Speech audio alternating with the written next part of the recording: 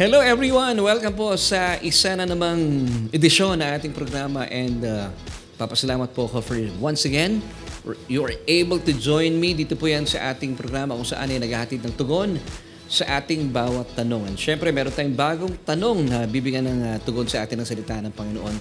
Dito lang yan sa Solution with Laverne Ducot. And of course that's me. Ako po ang inyong kaibigan. Nasasamahan kayo at patuloy pong ako po ay naglalambing na huwag niyo po iiwan dahil maganda po ating mga pag-uusapan at pag-aaralan. And of course, binabati natin lahat na ating mga kababayan kung saan man po kayo naroroon sa araw pong ito.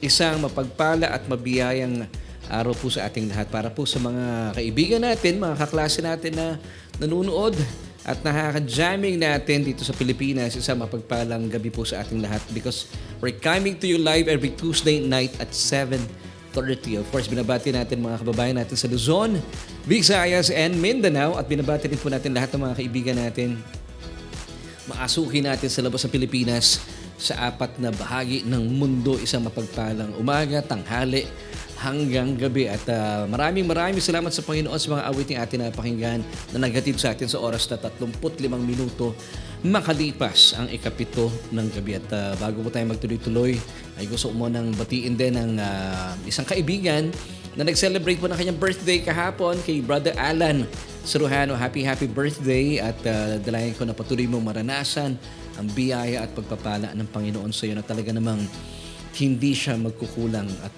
dalayan ko na patuloy mong maranasan ang kalusugan sa iyong katawan. So once again, Brother Alan Sirujano, sa ngalan ng aming buong pamilya at ng buong church, ay bumabati kami ng isang mapagpalang kaarawan sa iyo. At sa lahat po ng mga nagsa-celebrate na kanilang birthdays, happy birthday, mga monthsary, anniversary, lahat po ng pagdiriwang, isang mapagpala pong biyaya ang laan sa inyo ng Diyos. So, tanggapin niyo po yan. At ito po ay biyaya sa atin ng Panginoon. Of course, binabati rin natin ating mga kaibigan tonight. Nakasama tayo. Salamat kay Pastor Willie Tiongson Laigo mula pa po sa Nueva Vizcaya. Pastor, maraming salamat. Of course, kasama rin po natin si Kuya Gio Belino at kasama natin watching from a distance. Tiga dito lang sa Las Piñas si Kuya Gio. Thank you so much, Kuya Gio, for joining us tonight. And of course, si Brother Fidel Gabiola. Karito evening din po sa inyo. Blessed evening sa butihing wifey ni Brother Alan na nag-celebrate na kanyang birthday kahapon, Sister Andeng. At nandyan din si Brother Jason Encarnacion. Binabati rin natin si Ate Nika. Isang mapagpalang gabi po sa inyo. At binabati rin natin si Brother Ewat at si Ate Ana Manalastas. At sino pa? Binabati rin natin si Sister Irma Casanas, Sister Veronica Estrada. Good evening po, Pastor. At Pastor Willie. At God bless po. Maraming salamat din. Si Sister Gigi Cristobal Mendoza. At of course, kasama rin natin si Brother Ruel Paganpan na mula pa sa Taytay. Yun, nanonood na si Brother Alan. Bro, happy birthday! And bago tayo magtuloy-tuloy po sa ating mga pagbati, of course, sa mga kaibigan natin, kuya po naniniwala at napapagpala sa ating programa, please pakishare po yung ating broadcast dahil napapanahon po yung ating mga pag-uusapan. Ito po ay tungkol sa nalalapit na eleksyon. At speaking of election, ay 6 days from now, sasapit na po ang pinakahihintay ng mga politiko at mga botante na kung saan ay gagamitin po natin ating mga karapatan. Dito po ay magpapantay-pantay ang buong Pilipinas, ang mga Pilipino sa Pilipinas dahil kailangan po nating gawin na ating mga obligasyon at karapatan ng pagboto. At speaking of pagboto, meron kaming gustong ibigay sa inyong napakagandang paalaala. Bagamat ito po ay maiksing awitin na nilikha po ng inyong lingkod. At dalayan ko po na pumuho po ito sa inyong mga puso. So as promised, kagaya po na aking pinag-anyaya kagabi, ay ipapakita na po namin sa inyo ang aming inihandang produksyon. Ito po ay awiting tungkol sa halalan, pinamagatan kong panahon ng halalan. At dalayan ko po kung kayo po ay mapapagpala, pakishare yung ating jingle na ito at mamaya pong alas 8 ng gabi. At ito po ay available na sa Facebook, sa YouTube, sa Instagram, and even po sa TikTok. Pero for now, ito po muna ay amin pong ipaparinig sa inyo at pwede nyo panoorin at ilalagay din po namin mamaya yung ano tawag doon, link para po kung gusto nyo ulit-ulitin at ibahagi sa inyong mga kamag-anakan na buboto this coming May 12 election ay mapanood po nila at mapaalalahanan. So, excited na po ako. Without further ado, panoorin na po natin ating nilikhang jingle, Panahon ng Halalan.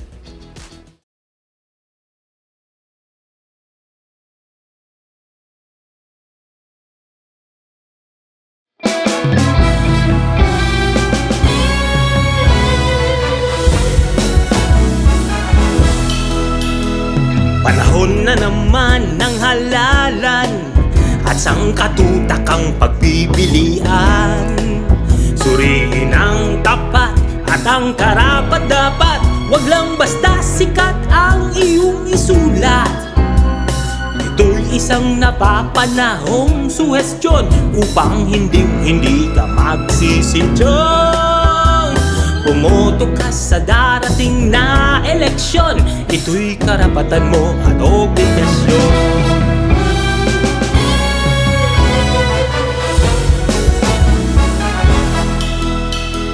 Panahon na naman ng halalan at sangkatutakang pagpipilian.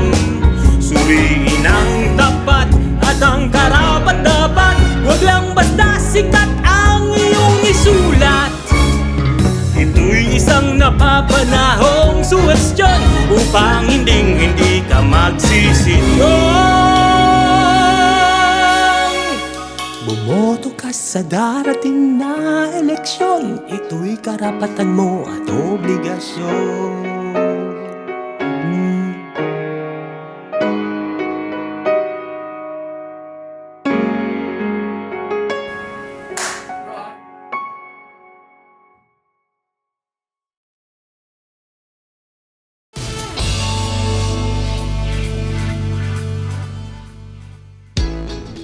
At yan po ating awiting ginawa at maraming salamat po sa Panginoon for giving me this jingle. Ito po ay isinulat po ninyo lingkod way back. Naku, hindi ko na maalala kung ilang taon na po ito at matagal-tagal na rin po. At una po itong na-produce sa Far East Broadcasting Company sa 702 DZS. Noon po ay inawit ito ni Pastor Eric Maliwat. And then, we've decided na i-remake po ito. At maraming salamat po sa areglo na napakinggan ninyo mula sa malikhaing pag-aareglo, of course, ni Kuya Aves. At salamat din for giving us, of course, for lending us yung kanyang talent, si Brother Albert Ojero. Na I'm hoping na nanonood ngayon. Bro, maraming salamat. Talaga namang binigyan mo ng buhay ang ating jingle. Once again, that's Panahon ng Halalan by 8 p.m. ay available na po ito sa Facebook, YouTube, sa ating YouTube channel, Instagram, and of course sa TikTok. So kung gusto nyo pong panoorin na ulit-ulitin at ibahagi po sa inyong mga kamag-anakan, mga mahal sa buhay, mga kaibigan bilang paalala sa atin sa nalalapit na eleksyon, please po, paki-share natin nang sa gayon ay maging pagpapala po itong jingle na ito, ating music video. Maiksing awitin pero alam ko po habang inyo pong pinapanood samahan na rin po ng panalangin. At yan po ay hatid sa inyo syempre pa ng Solution with Laverne Ducot at ang ating Church Solution Grace Church. So maraming salamat. Yung nabati natin, maraming salamat kay Sister Norma Vitales. So paalala po yan kasi nalalapit na po talaga ang eleksyon. And as promised, gusto ko manang batiin pa rin ang ilan sa mga kasama natin ngayon. Of course, kasama natin si nandito si Kuya Eman, Sister Sally Rayo, si Brother Joel, hello po sa inyo. Maraming salamat for joining us tonight. Sister Mylene Petalino Magadia, maraming salamat po kayo kasama namin tonight. At sa mga kaibigan po natin na patuloy tayong sinasamahan, please, paki-share po yung ating broadcast dahil napapanahon po ating pag-uusapan. And ito po yung ating question na bibigyan po ng tugon sa atin mismo ng salita ng Panginoon. Na gusto ko rin po na kayo po ay magbigay po ng mga sarili-sariling opinion. So, ito po, pwede ba natin ibigay yung ating question for tonight, Kuya? At gusto namin malaman, ano inyong saloobin? What makes people corrupt? Bakit nga ba naging corrupt ang isang tao kasama na rin po dyan ang mga politiko at pag-uusapan natin yan. Dahil ilang araw na lang mula ngayon ay sasapit na ang araw na eleksyon. Siyempre pa, dito lang yan sa inyong programang. So,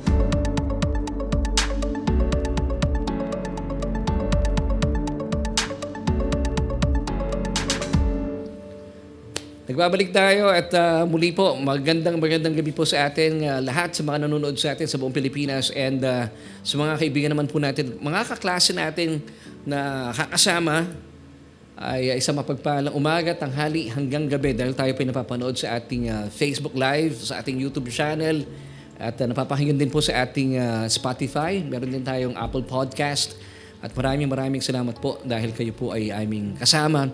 At hindi lang basta kasama, hindi lang basta nag-aaral, kundi kaagapay pa. And thank you for sharing this broadcast sa inyong mga kaibigan, mga kakilala, at lalo tigit sa inyong mga kapamilya. At once again, this is our question for tonight. What makes people corrupt? So please give us your answers at alamin natin ano nga bang dahilan kung bakit nagiging corrupt ang isang tao. So pwede nating isama dito yung mga politiko. And I've said kanina ay sa Lunes na, May 12, 6 days from now, ay sasapit na po ang pinakaabangan ng mga politiko. At syempre tayong mga botante ay atin pong exercise sa ating karapatan dahil ang isang pagboto po ng isang kagaya ko at kagaya mo ay napakagandang obligasyon. So wag po nating palalampasin ang halalan ngayong taon, halalan 2025. Kaya nga po, minarapat namin na likhain muli at i-reproduce yung jingle. Actually, matagal ko nang isinulat po ito. At gustong-gusto ko yung phrase doon na wag lang basta sikat ang iyong isulat. Diba? So, bilang mga botante, naisin po namin na maging paalala po sa atin ng awiting ating ginawa. At ito po ay magpaalala sa atin na maging responsableng botante. So, dalangin ko po na kayo po ay napagpala sa mensahe na awiting ating isunulat. At syempre pa, tayo po ay maging kabahagi po at sa nalalapit na eleksyon at maging responsable sa ating mga iluluklok na mga lokal na politiko, gayon din sa mababa at mataas na kapulungan ng Kongreso. So tayo po, yung ating mga isusulat sa ating balota ay makaka-apekto talaga sa kinabukasan nating lahat. Alam niyo sa kasaysayan, hindi po natin talaga maipagkakaila sa tinagal-tagal ng mundo at ng panahon. Lalo to kitit sa Pilipinas, ang dami na po mga naranasan nating makasaysayang tila gusto natin ng pagbabago. Pero bakit po kaya hindi natin nararanasan ang tunay na pagbabago? At maraming beses na rin po tayong nabigo sa mga taong inilukluk natin na inakala po natin na sila po yung makakatulong at sila po yung ating bayani na magsasalba sa ating bayan at sa ating pang-araw-araw na buhay at kabuhayan. Now, alam niyo po ba kung bakit po pangkaraniwan tayong mga tao ay hindi po nananagumpay sa ating estado, sa ating bansa? Alam niyo kung bakit? Dahil inilalagak po natin ating pagtitiwala sa tao, sa mga politiko, na kung tutuusin ay mga kagaya rin po nating mga tao. At kapag nakatuon po ang ating mga mata sa tao, sa ating mga paboritong politiko, dito na po nagkakaroon ng pagkakabahabahagi ang isang bayan kasi ang tao, ang propensity ng mga tao, sasabihin nila, gusto ko itong politikong ito, ako naman dito. So iba-ibang partido. So dito po nagsisimula ang pagkakabahabahagi ng bawat tao sa anumang bansa sa buong mundo.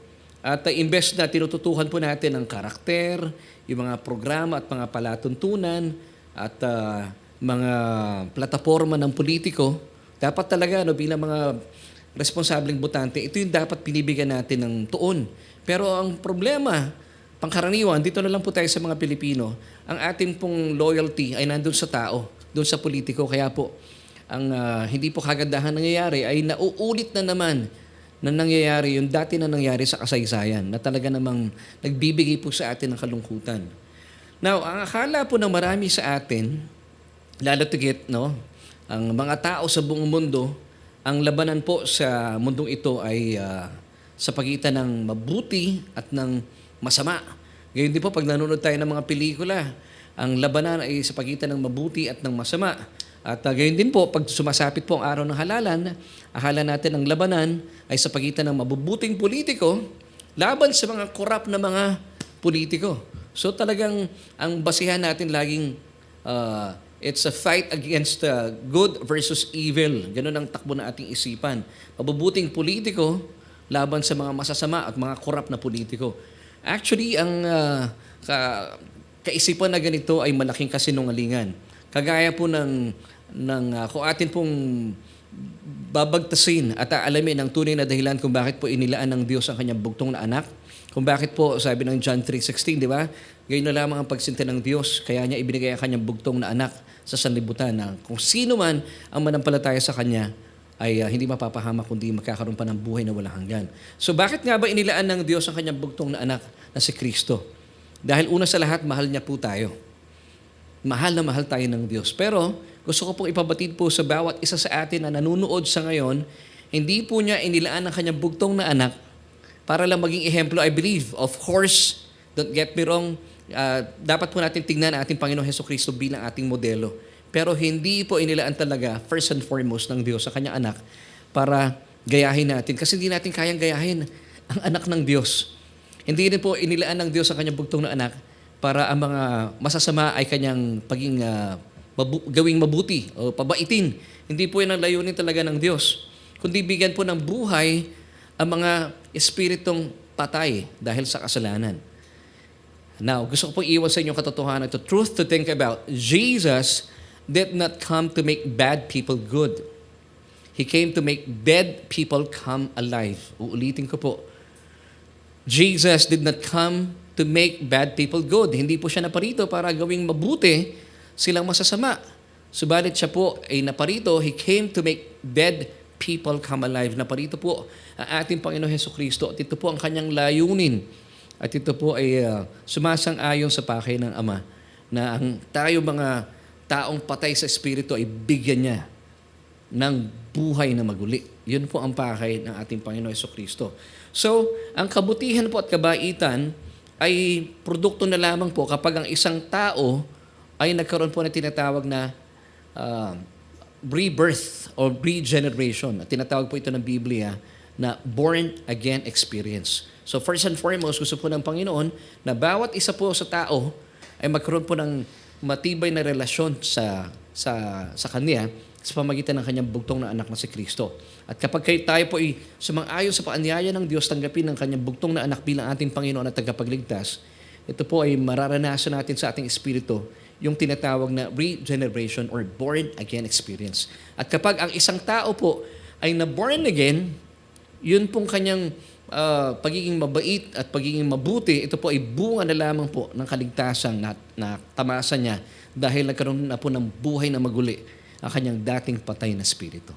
Amen. So yung pagiging mabuti, matapat, matuwid, ito po ay bunga lamang po dahil ang tao ay tinanggap niya ang napakagandang alok na kaligtasan ng Diyos. Ang tawag po dito ng Biblia ay born-again experience or ang tawag naman po ng mga theologians ay regeneration or rebirth.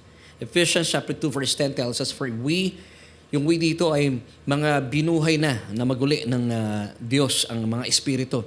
Tayo po itong mga tumanggap sa kanyang bugtong na anak na si Kristo, mga regenerated being. For we are God's workmanship, His own masterwork, a work of art created in Christ Jesus, reborn from above, spiritually transformed, renewed, ready to be used for good works, which God prepared for us beforehand, taking paths which He set, so that we would walk in them, living the good life which He pre-arranged and made ready for us. Amen and amen. So, alam niyo po ba ang totoong solusyon sa mga problemang nararanasan natin sa ating bansa? Kasi pangkaraniwan, ang mindset ng mga tao, pag problema ay political.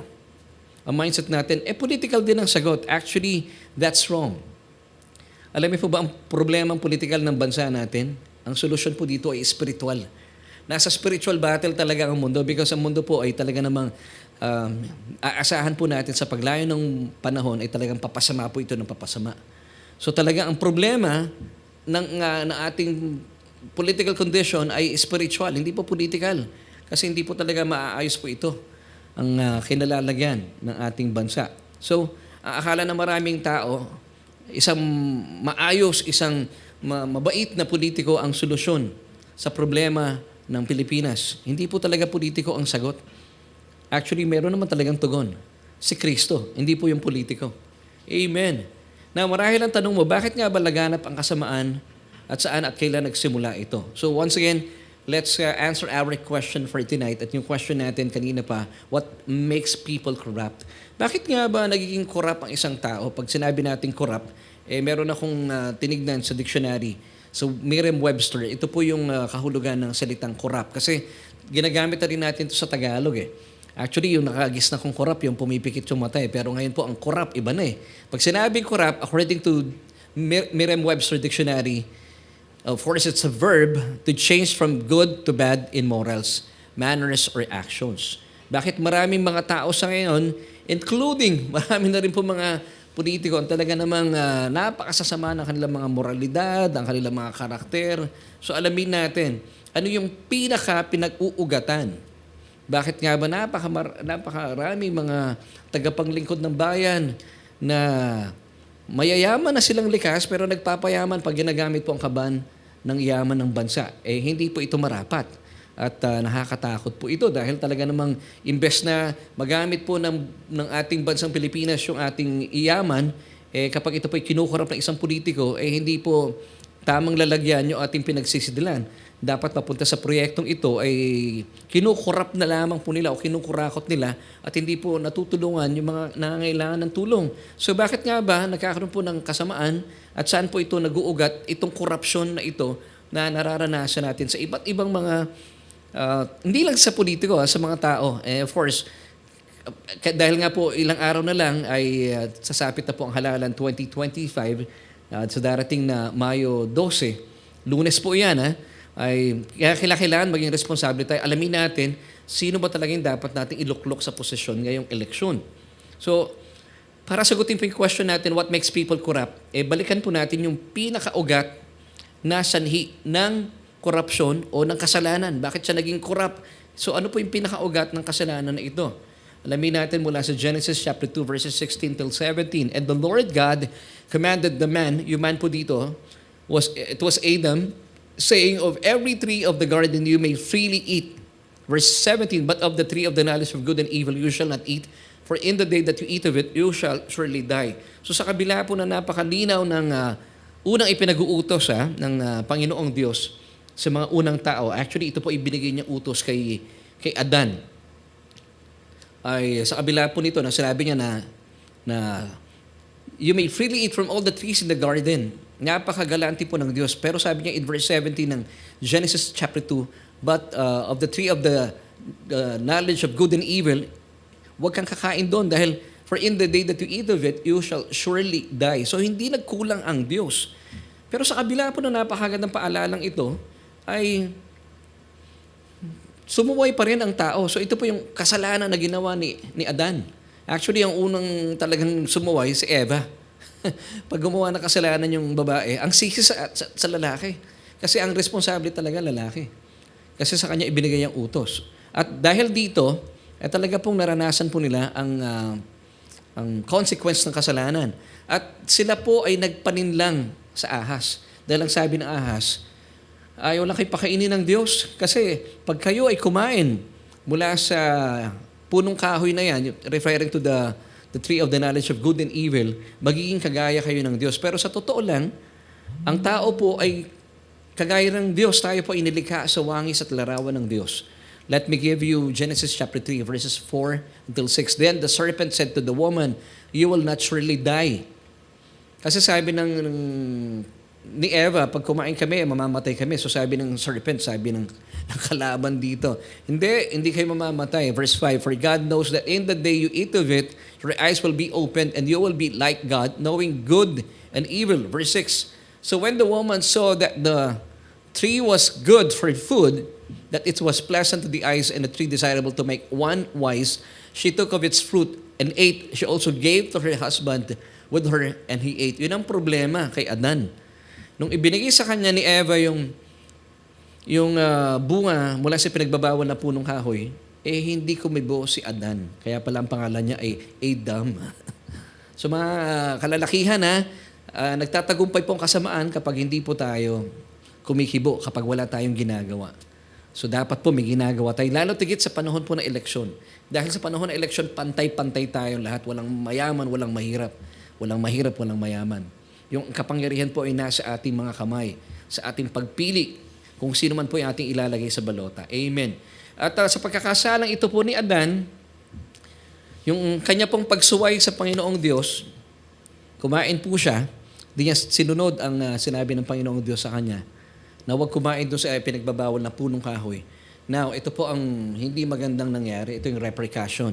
Namana po ng buong sangnilikha ang kasalanan ni Adan. Kaya po lahat ng tao na isinilang ay makasalanan. Romans chapter 5 verse 12. Therefore, just as sin came into the world through one man.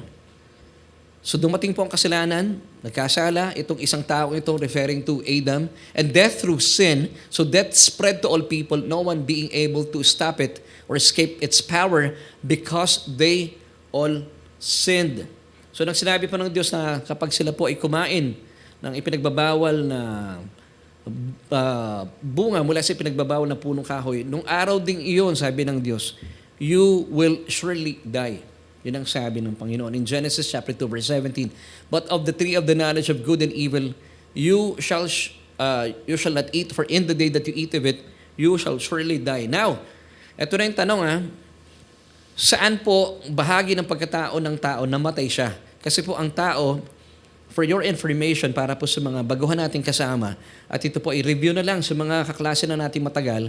So gusto ko naman pong ibigay itong information na ito mula sa Biblia, in 1 Thessalonians chapter 5, I think, na ang tao po ay binubuo ng tatlong aspeto. Espiritu, kaluluwa, at ang kanyang katawan. Nung sinabi ng Diyos, for in the day that you eat of it, you shall surely die, saan po kaya namatay ang tao? Sa kanyang katawan po ba? Sa kanyang kaluluwa? O sa kanyang espiritu? This is a good question. Well, isa-isahin po natin. Kung may nagsasabing katawan, well, yung answer po ninyo ay mali because man did not die in his body. Sa katunayan, ay kinain nga po ng tao ang bawal na bunga mula sa ipinagbabawal na punong kahoy, pero hindi naman po sila namatay. Hindi po namatay. Actually, si Adan ay naranasan pa po niya ang mahabang buhay. Would you believe na buhay pa po siya ng 930 years according to Genesis chapter 5 verse 5. So all the days that Adam lived were 930 years and then he died. Sa mga nagsasabi naman, pastor, namatay yung kanilang kaluluwa. Actually, mali din po kayo doon. Dahil hindi po namatay si Adan sa kanyang kaluluwa. Pag sinabi natin kaluluwa, ito po ay binubuo ng tatlong sangkap. Isip, damdamin, at kalooban. Dahil sa bagsak po nilang kalagayan because of sin, ay patuloy po nilang nararanasan at gumagana po ang kanilang isip. Gumagana po rin po ang kanilang damdamin at kalooban na apektado naman ng kasalanan. So, once again, yun pa rin po, naranasan po nila, nabuhay pa nga si Adan 930 years according once again to Genesis chapter 5 verse 5. At sa mga sumagot naman na, pastor, namatay sila sa kanilang espiritu. Well, that's the answer. Amen. So, namatay po ang kanilang espiritu. Spiritually dead, kumbaga. Ibig sabihin, nagkaroon na po ng kawalan ng communication sa Diyos. Amen. Because of Adam's sin, man is spiritually dead. Ang nawala po sa tao ay ang kanyang spiritual na buhay. Spiritual na kamalayan at kaugnayan sa Diyos dahil po ang Diyos ay espiritu. So patay ang kanilang espiritu, wala po silang kaugnayan sa Diyos dahil po ang Diyos ay espiritu. According to John chapter 4 verse 24. Kuya, pakilagay nga dun sa susunod. Yes, man did not die in his soul, but man did die in his spirit. So malinaw po 'yun, At ito po ay pinapatutuhanan sa atin in John chapter 4 verse 24. God is spirit, and those who worship Him must worship in spirit and truth. So ulitin ko po, hindi po namatay ang tao sa kanyang katawan. Hindi rin po siya namatay sa kanyang kaluluwa. Namatay po ang tao dahil po sa pagsuway ni Adan sa ipinag-utos ng Diyos, yung kanyang espiritu, yung kanyang kamalayan, yung kanyang espiritu ay namatay. Spiritually dead po siya. So wala na siyang ugnayan sa Diyos. Bagaman spiritually dead po ang tao, dahil sa kasalanan, taglay pa rin po niya ang tinatawag na natural life. Kasi pwede mong sabihin sa akin, pastor, bakit ang daming tao makasalanan, nabubuhay pa rin po sila? Yes, of course. Dahil taglay-taglay pa po nila yung tinatawag na natural life. Or we call it in Greek, bios. Di ba? Bios, that's life. Natural na buhay. Nararanasan, nakakapag-isip pa rin. At nakikilos pa rin ang katawan. At ito po ang nangyari. Now, John 10 verse 10, let me give you this verse. The thief does not come except to steal and to kill and to destroy. I have come that they may have life and that they may have it more abundantly. The word life here is Zoe. Ano po ibig sabihin ng Zoe? Spiritual life. So naparito ang Panginoon Jesucristo to give us life. Remember, yung sinabi ko kanina, truth to think about, spiritual life, the life of God. The God kind of life. Gaya pa na sinabi ko kanina, Jesus did not come to make bad people good. Bagaman ang isipan ng maraming tao, ang buhay sa mundong ito ay labanan ng masama sa mabuti, mabuti sa masama. Hindi po. Hindi po naparito ang Panginoon Jesus para gawing mabuti yung mga masasama. No. Jesus came to make dead people come alive. So bakit ito po ang pahay ng Panginoon Jesucristo? Because of Adam's sin, gaya po ng sinabi ko kanina, sila po ay sumuway sa Diyos, sa kanyang ipinag-uutos sa kanila, nagkaroon po ng kamatayan espiritual. Now, ang isang tao pong patay ang espiritu, hindi po yan gagawa ng mabuti. Ano po nangyayari sa mga patay? Di ba? Nabubulok. Kapag ang isang tao po, yung kanyang ikatlong sangkap, espiritu, dahil tayo po binubuo ng, of course, espiritu, kaluluwa at saka ng katawan, kapag ang espiritu po ng tao, dahil sa kasalanan ni Adan ay mananatiling patay dahil hindi po niya tinatanggap ang Panginoong Jesucristo bilang kanyang Panginoon at tagapagligtas. Ito po ay mabubulok at kapag ito po ay nabubulok, dahil ayaw mong tumanggap sa Panginoong Jesucristo, nire-reject mo siya, unti-unti rin po mabubulok ang inyong kaluluwa at syempre ito rin po ay magkakaroon ng kapahayagan.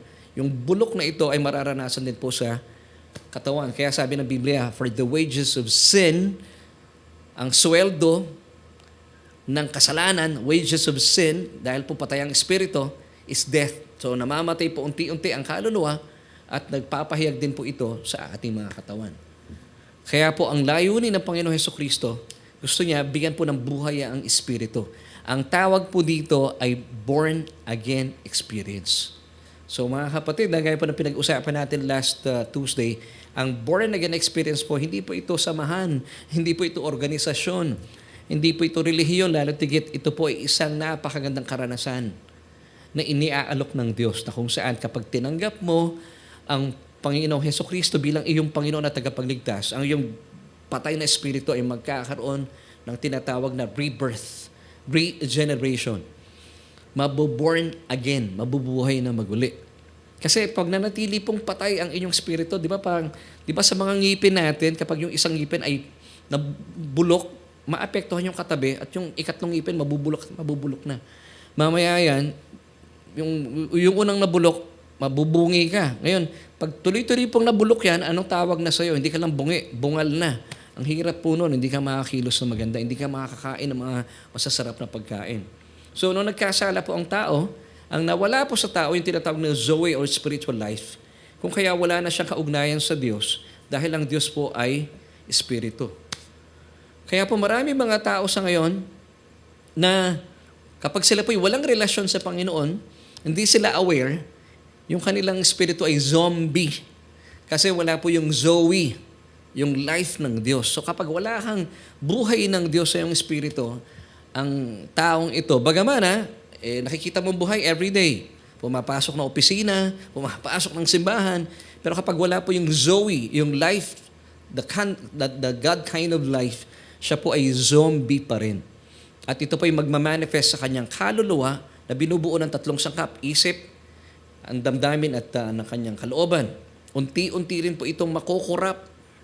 At syempre pa, kapag corrupted ang inyong kaluluwa, magmamanifest po ito, deterioration naman ang tawag dito. Kapag may corruption sa kaluluwa, mararanasan po na inyong physical body ay deterioration na magtutuloy-tuloy hanggang sa kamatayan. Now, what does spiritual death bring to man's soul and body? Spiritual death brings death una sa man's soul. Ang kamatayang spiritual po ay naghahatid ng kamatayan sa kaluluwa ng tao dahil sa kasalanang dahan-dahang namamatay ang isip, damdamin, at ang ating kalooban. So ang tawag po dito ay unti-unting nakokorap. Kaya po hindi natin minsan naiisip na yun pala yung nangyayari sa tao. Kaya yung may mga kilala tayong politiko, corrupt.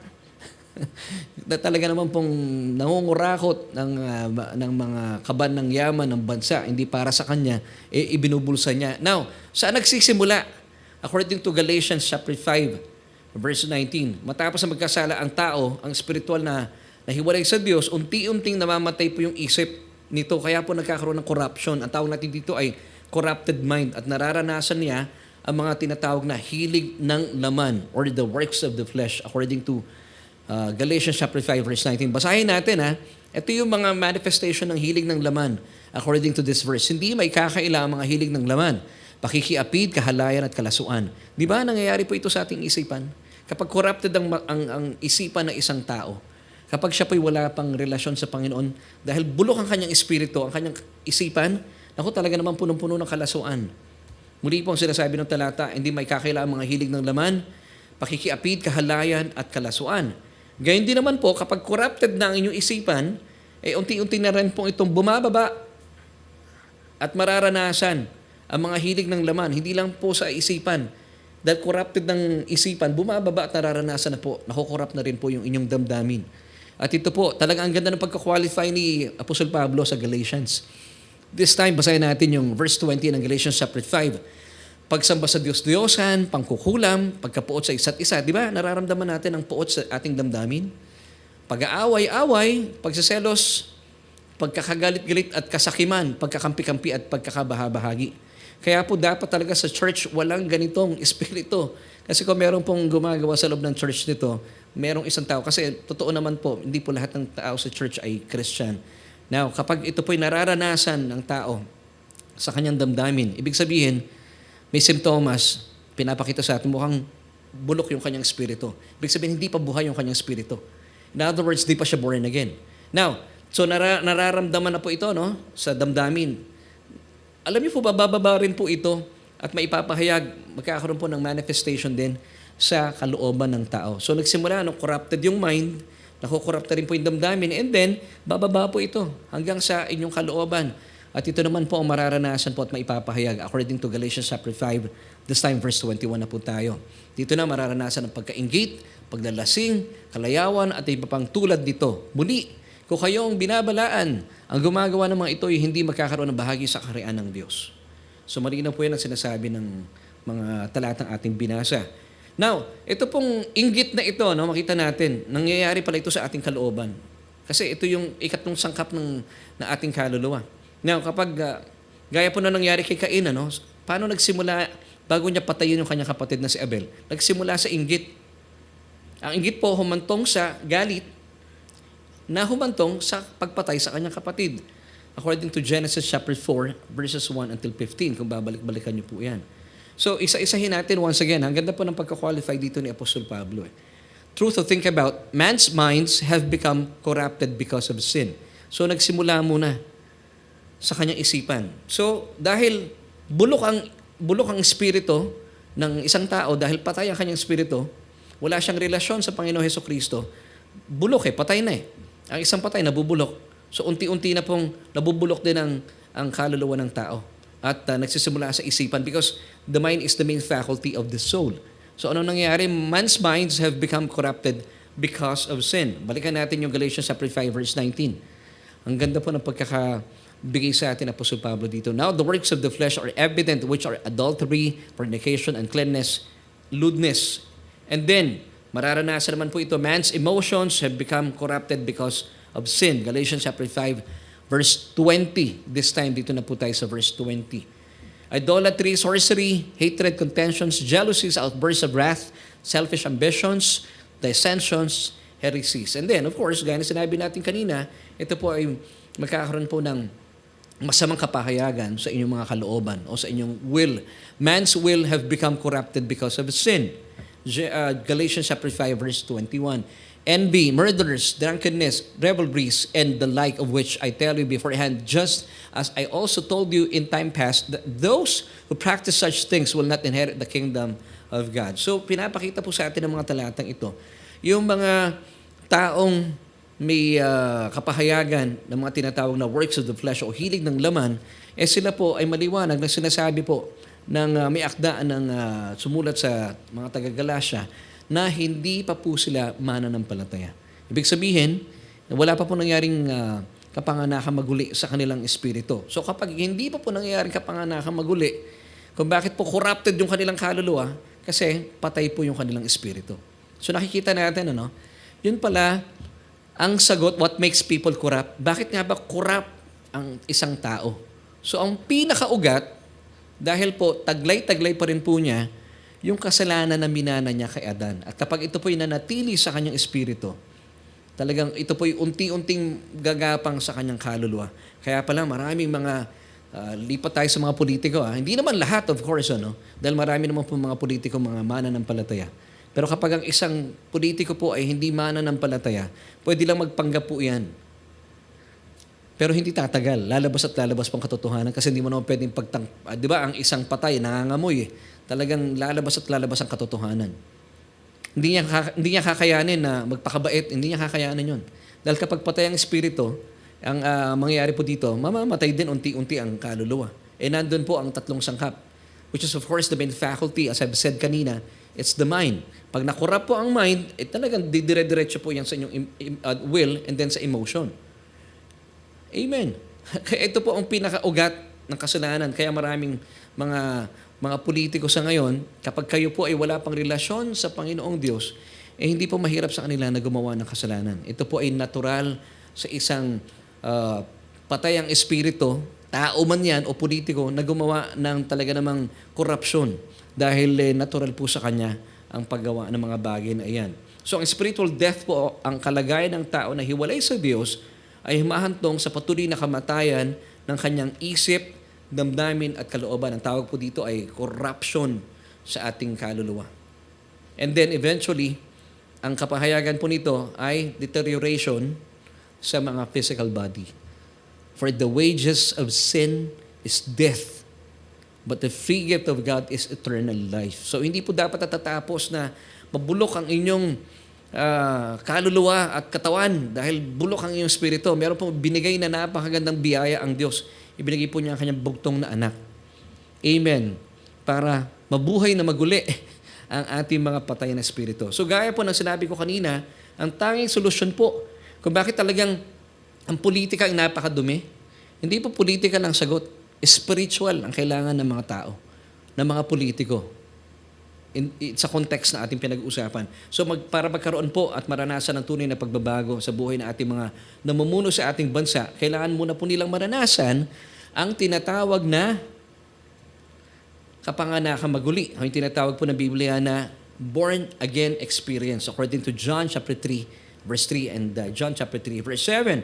Now, gaya ng sinabi ko kanina at lagi ko pong sinasabi at pinapaalala sa ating programa, pag sinabing born again experience, ito po ang sinasabi ng Bible sa John chapter 3, verse 3 and 7. Pero ang mga theologians, they call it regeneration. So what is regeneration or born again experience? It's an act of God. Buti na lang, it's an act of God. Hindi po natin kakayanin to. Kaya po yung mga nagpupumilit magpakabait, di ba sabi nga nung awitin ni Francis Magalona, gusto kong bumait pero hindi ko magawa. Kasi Diyos lamang po ang may kakayahan noon.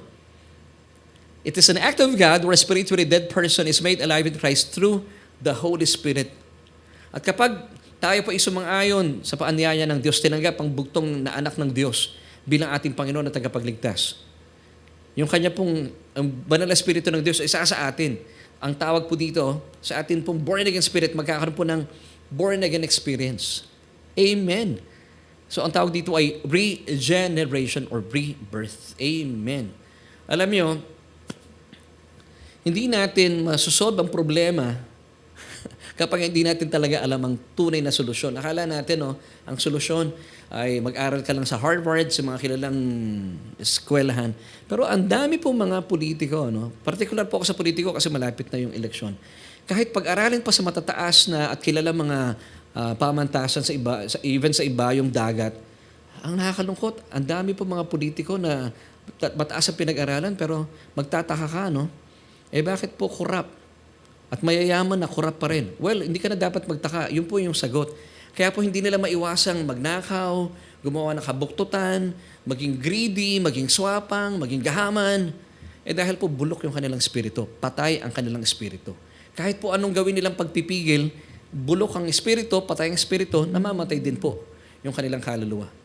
At kapag namamatay ang kanilang kaluluwa, corrupted ang isip, corrupted ang damdamin, corrupted ang kalooban. At nagmamanifest po sa kanilang physical na katawan at ang paggawa po ng mga bagay na hindi karapat-dapat.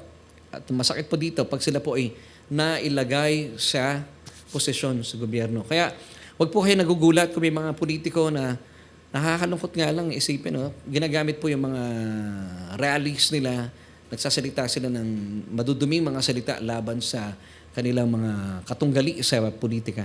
Well, kung nakakarinig po kayo ng mga ganito, mga paninira sa kanilang kapwa politiko, well, alam nyo na po ang sagot. Pwedeng lagyan na lang natin ng marahil ang taong yan ay hindi pa born again dahil nga bulok pang espiritu, patay ang espiritu, lumalabas po sa kanyang mga sinasabi, yung mga bagay na bulok, mga salitang hindi tama, mga pagmumura, pagsasabi ng mga masasama laban sa kanyang kapwa. Hindi po yan ang bunga ng banal na espiritu, hindi po ganun. Mababasa natin sa Galatians chapter 5, verses 22 onwards. Ang bunga po ng espiritu ay pag-ibig, long-suffering, gentleness, goodness, faithfulness. Pero kapag nakakarinig po kayo ng mga politikong kung ano-ano po mga sinasabi sa ibang mga tao o sa kanilang mga katunggali, alam na po natin ang sagot. So, dapat alam natin kung sino talagang pinipili natin. Di po ba?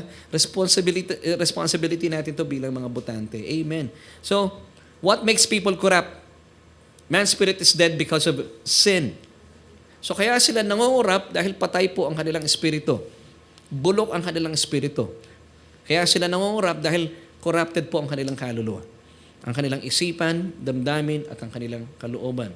So ano po ang solusyon dito?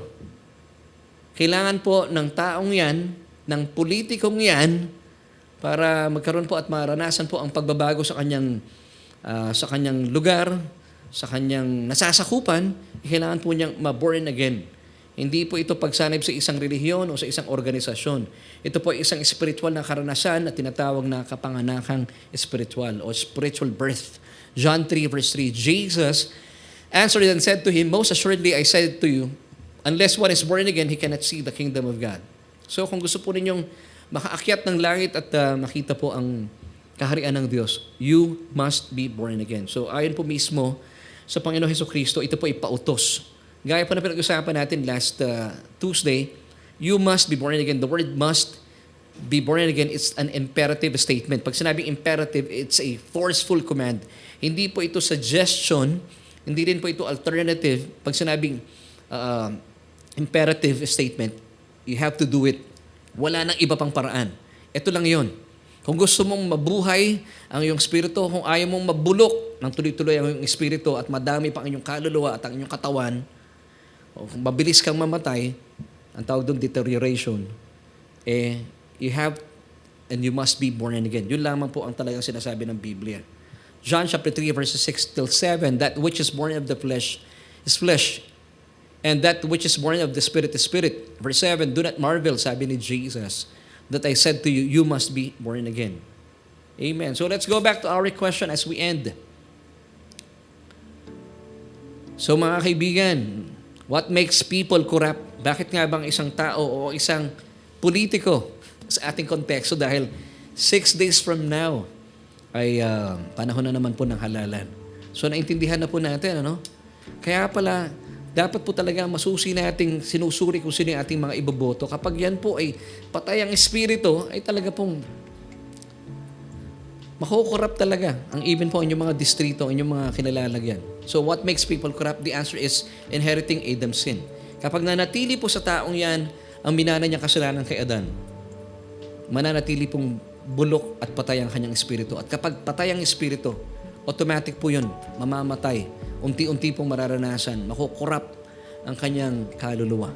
Corruption sa isip, sa damdamin at sa kalooban. And eventually, deterioration naman po ang mararanasan ng taong yan sa kanyang katawan. Romans chapter 5 verse 12, therefore just as sin came into the world through one man, and death through sin, so death spread to all people, no one being able to stop it or escape its power because they all sinned. Now, what's our solution for tonight? Ito po ang magandang sagot. Kaya nga po tayo nagkakaroon ng Bible study. Kung bakit po natin gustong ibahagi ang mensahe ng Ebanghelyo. Man needs to be born again. Ito po ang dahilan kung bakit po tayo hindi tumitigil sa pagbabible study every Tuesday. Because I believe, kailangan po ng tao na ma-born again. John 3:7 tells us, do not be surprised. Sabi po na ating Panginoon Jesus, that I have told you, you must be born again, reborn from above, spiritually transformed, renewed, sanctified. Amen. So kaibigan, marahil kung kayo po yung nagtatanong at matagal na namin kasama, ito po yung aking puso, ito po yung puso ng aming pamilya. Kung bakit po nagtutuloy-tuloy ating Bible study? Because gusto nating marami pang tao makarinig ng salita ng Panginoon. And that's why I'm inviting you to be partners of our program, maging sa pagbabahagi po ng ating programa. Kapartner na po namin kayo. Ibig sabihin para mas lawak po ang naaabot nito. Para mas marami ring politiko ang maintindihan na kailangan po nila na maipanganak na muli. Dahil kapag hindi po sila na ipanganak na muli, ang kanila pong espiritu, dahil sa kasalanan ni Adan, ay mananatiling patay. At kapag yan po'y patay, nabubulok na yan. At kapag nanatiling bulok po yan, mabubulok din po eventually ang kanilang mga soul o yung kanilang kaluluwa na may tatlong sangkap. Main faculty, yung isip, the mind, then the emotions, and the will. At kapag nakorrupt na po ang isipan, bababa na po yan. Mararanasan sa damdamin, corrupted na rin. Kaya po maraming galit. Busog na busog sa puot, sa pagbabaha na walang pagkakaisa. Gano'n na lang siya magmura, gano'n na lang siya magsalita ng mga masasamang bagay.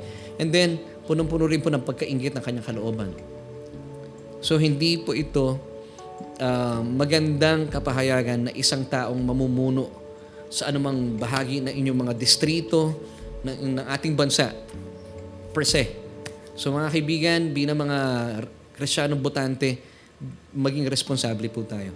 At dahil dito, sa pinag-usapan natin, dalayan ko po na naging malinaw sa atin bakit ang tao ay nagiging corrupt. Yun po mismo ang pinakaugat at pinanggagalingan ng korupsyon. Dahil nananatili pa rin po at tinatagalin ng taong yan ang kasalanan na minana niya kay Adan. So kaibigan, gusto ko po kayong imbitahan kung kayo po ay gusto mong maranasan isang buhay na ganap at kasiya-siya at ayaw mong manatiling bulok o patay ang iyong espiritu. At gusto mong maranasan ang malusog na kaluluwa at ang iyong physical na katawan. Isa lamang po ang sinasabi ng Biblia, John chapter 3 verse 3 and John chapter 3 verse 7. You must be born again. Pastor, anong gagawin ko? Sabi ng Romans 10 verse 9 that if you confess with your mouth the Lord Jesus Christ and believe in your heart that He was raised from the dead, you shall be saved. So all you have to do, just pray this prayer with me. Buksan po ninyo inyong mga bibig, sabayan po yung aking panalangin. At buksan din po inyong mga puso. At paniwalaan ng ating Panginoon Hesukristo ay hindi na natiling patay. Siya po ay nabuhay na maguli. Sabi po ng talata, ikaw ay maliligtas. Yes, that's simple. So, kaibigan, kababayan, bago sumapit ang araw ng halalan, tanggapin mo ang Panginoon bilang iyong sariling tagapagligtas. And please pray this prayer with me. O Diyos, kinikilala ko po ang aking sarili na walang kakayahan para iligtas ang aking espiritu mula sa spiritual na kamatayan.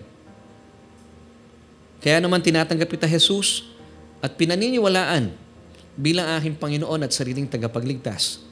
Dahil naniniwala po ako sa iyong kamatayan doon sa krus ng Kalbaryo. Pinawi na ang kasalanan ko. Salamat po, Ama, sa iyong kaloob na kaligtasan. Salamat din po na hindi lang ang aking espiritu ang buhay na, maging ang aking kaluluwa at hindi na aking pisikal na katawan. Salamat po sa kaligtasan ito. At ang katunayan na aking pangalan ay nakasulat na sa aklat ng buhay. Amen at amen. Kaibigan, kung kayo po'y sumabay sa panalangin ito, ay manampalataya po kayo. Kayo po'y ligtas na. Ibig sabihin, hindi na po bulok ang inyong espiritu. Ito po ay binuhay na maguli ng Diyos at umasa po kayo. Patuloy po tayong mag-aral, samahan po kami dito sa ating Bible study. Nang sa gayon, patuloy pong maranasan ang buhay, ang kulay sa inyong mga kaluluwa. And eventually, magkakaroon po ito ng manifestation, good manifestation sa inyong mga physical body. Magiging healthy po ang inyong, hindi lang ng inyong kaluluwa, kasama po ng inyong mga katawan. At gusto ko pong ipanalangin din ang ating mga kaibigan at mga kapatid na sa Panginoon. Yes, come May 12, that's on Monday, Halalan 2025. Mga kapatid, kaya po namin ginawa yung awitin, gusto namin mapaalalahanan po tayo. So maging mapanuri po tayo sa ating mga iluluklok sa posisyon ngayong eleksyon. Alamin na po natin, kapag patay pong espiritu, hindi po natin makakamit talaga ang pagbabago sa politikong yan. So maghanap po tayo, bigyan natin ng panahon kung sino pong iluluklok natin. At ipanalangin natin sa Diyos, gabayan tayo ng banal na espiritu. Nang sa gayon, maranasan pa rin po ng ating bansa, ng ating mga distrito, ng ating mga lokal na pamahalaan, ang kapayapaan at katiwasayan at maiwasan na po ang kabuktutan at ang korupsyon sa ating lugar na pinaglalagakan, especially in buong Pilipinas. So I would like to pray at samahan mo ako, kaibigan. Ama, maraming salamat po dahil napakaganda po ng iyong binigay sa aming mensahe ngayon. Lalo tigit sa sapit na pong eleksyon sa darating na Lunes, May 12. So dalayan ko po, Ama, sa tulong po ng Banal na Espiritu, and we ask this in Jesus' name. Panginoon, tulungan niyo po kami. Gabayan niyo po kami sa pagpili ng mga kandidato na aming iluluklok sa kanilang mga posisyon ngayong eleksyon. Panginoon, tulungan niyo po kami. At gawin po namin batayan ang aming mga pinag-usapan at dalayan ko po na patuloy po namin maintindihan kung bakit meron pong korupsyon. Dahil nga po, ang tao kapag hindi po siya tumanggap sa inyo, sa inyong bugtong na anak, mananatili pong patay ang kanilang espiritu. At kapag patay ang kanilang espiritu, makukurap ang kanilang mga kaluluwa. At ganyan din maapektuhan po. Masamang epekto po ang mararanasan sa kanilang mga physical na katawan. So, Ama, aming Diyos, maraming salamat po sa kapahayagang ito. At dalayan ko po, marami po sa aming mga kababayan, mga kapatiran sa ngayon, ang nabuksan ng isipan sa mga katanungan sa likod ng, sagot sa likod ng mga katanungan ito. Salamat po sa iyong salita. Salamat po at ginagamit po ang aming programa. And this we pray in Jesus' name. Amen and amen.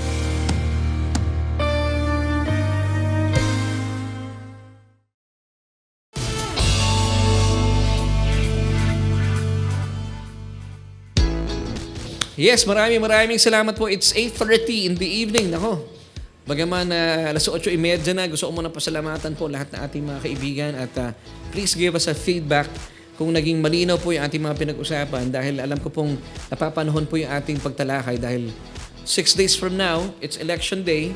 So, wag po ninyong kakaligtaan. Parang lalaban ako sa election. Come May 12, next week na po ito, sa Monday, ay lumabas po tayo, gamitin natin ang ating mga karapatan at ang ating obligasyon na bumoto. Next pa ba? Hindi, next pa. Okay. So, gamitin natin yung ating karapatan para makaboto tayo. Mga kapatid, huwag po ninyong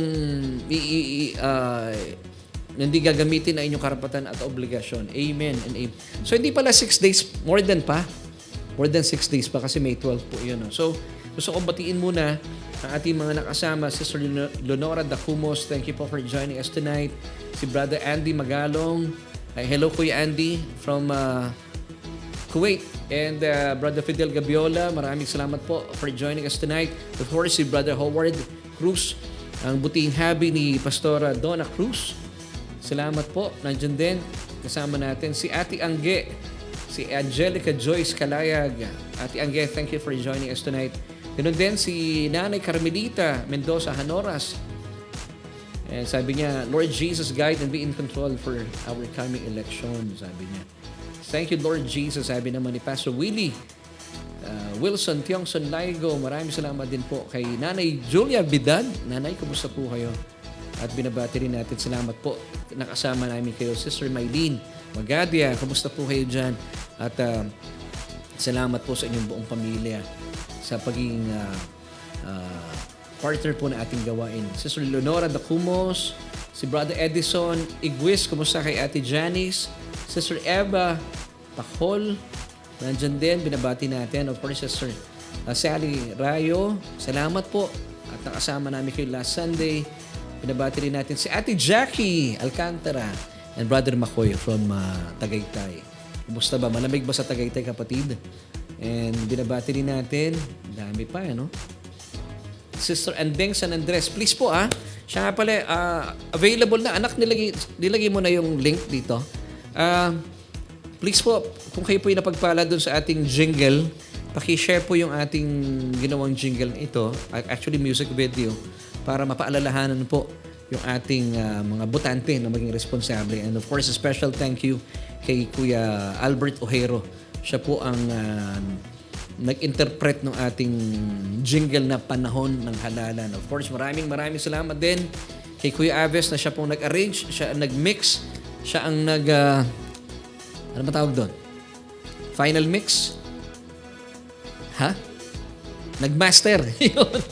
Kaya ang tawag ko kay Aves, master. Maraming salamat din sa anak ko si Arian, nakasama rin namin sa production, at of course kay Mami Jo. Siya po ang aking inspirasyon. Amen. So maraming salamat. Moral support. Hello din kay Sister Marisa Paganpan. Hello kay Brother Ruel Paganpan. Salamat din kay Sister Marie Trinidad Casoko o si Rosemary Casoko. Salamat, and once again, happy birthday Brother Alan Laksina Siruhano. Binabati rin natin sila Sister Norma Vitales, Brother Philip. Pakishare po yung ano natin, yung ating awitin. I-play natin right after natin mag-say goodbye. Salamat po ng marami sa inyo pong patuloy na support sa ating gawain. At dalayan ko po na pakishare po yung ating broadcast. Nang sa gayon, mas maraming tao po maintindihan nila bakit nga ba maraming politikong korap, mga taong korap. Yun pala ang sagot. So mga kaibigan, sa ngalan po ng aking buong pamilya, nagpapasalamat po ako for joining me tonight at sa mga darating pang panahon, dahil alam pong sasamahan nyo pa rin po kami sa ating Bible study online. Dito yan sa Solution with Laverne Ducot. At bilang pagtatapos, nais ko pong iwan sa inyo ang 3 John chapter 1 verse 2. Beloved, ikaw yan, I wish above all things that you may prosper and be in health, even as your soul prospers. Bye!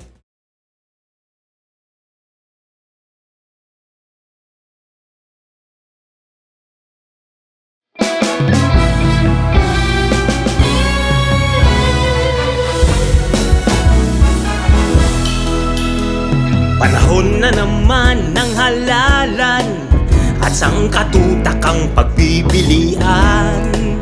Suriin ang tapat at ang karapat-dapat, wag lang basta sikat ang iyong isulat. Ito'y isang napapanahong suhestyon upang hindi ka magsisintiyon.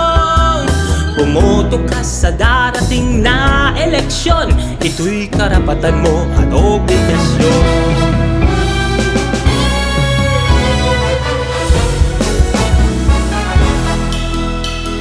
Panahon na naman ng halalan at sangkatutakang pagpipilian. Suriin ang tapat at ang karapat-dapat, wag lang basta sikat ang iyong isulat. Ito'y isang napapanahong suhestyon upang hindi ka magsisinyong. Bumoto ka sa darating na eleksyon, ito'y karapatan mo at obligasyon.